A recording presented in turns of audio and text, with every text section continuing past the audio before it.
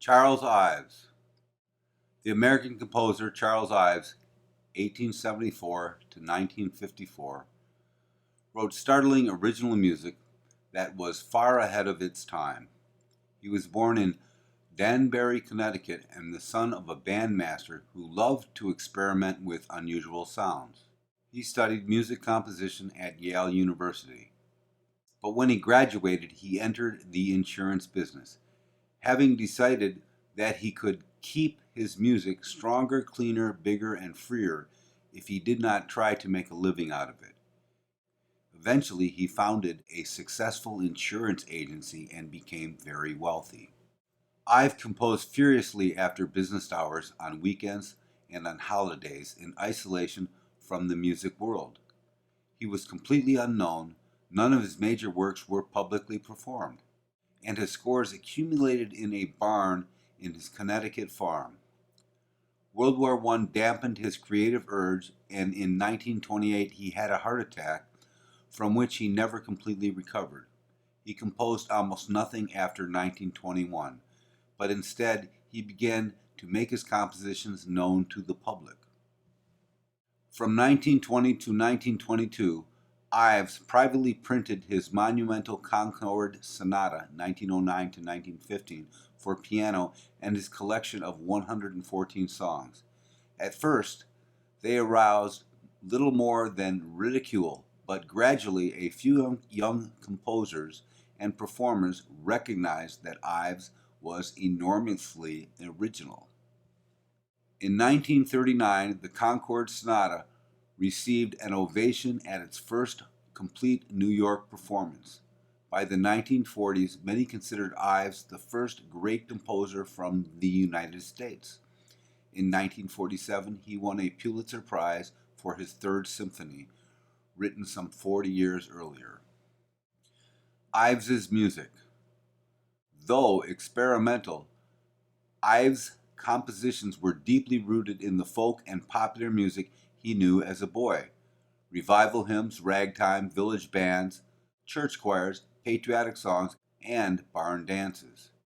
He was inspired by unconventional features of the American tradition: the village fiddler playing slightly out of tune, the cornetist a fraction ahead of the rest of the band, and the church organist accidentally holding one chord while the choir sang another. His polyrhythms, polytonality, and tone clusters grew out of music he knew. One boyhood experience in particular seems to have had an important influence on Ives. Two bands playing different music passed each other as they marched by in different directions. Their dissonant clashes fascinated the young boy. In later works, Ives simultaneously presents musical events that seem unrelated. Two bands play in different keys, consonant chords are set against dissonant chords, conflicting meters and rhythmic patterns are all interweaved. To evoke memories, he often quoted snatches of familiar songs, develops them, and integrates them within his music. Ives' music shows a wide range of emotions, styles, and techniques. It includes mild-sounding consonant chords and ear-splitting dissonances. Much of the music is extraordinarily difficult to perform. His large and varied output includes 5 symphonies and other orchestral music, works for piano, chorus, and chamber ensembles, and more than 200 songs. So we're going to listen to Putnam's Camp, Reading, Connecticut. That's the title, and it's from Three Pieces in New England. So Putnam Camp is in a set of 3 pieces for orchestra evoking American history, life, and landscape. Though completed around 1914, Three Places in New England was not performed until 1930. Today it is one of Ives' most popular works and considered a landmark in American music. The daring, brilliant second movement, Putnam's Camp, is a child's impression of a 4th of July picnic. Ives recaptures his boyhood memory of 2 marching bands clashing dissonantly and playing different tunes. His quotation of snatches of marches and patriotic songs contribute to the piece's popular flavor. Like much of his music, Putnam's Camp shifts abruptly between conventional harmonies and harsh, modern dissonances. Putnam's camp is in three sections, A, B, A prime. That's three-part form or ternary form.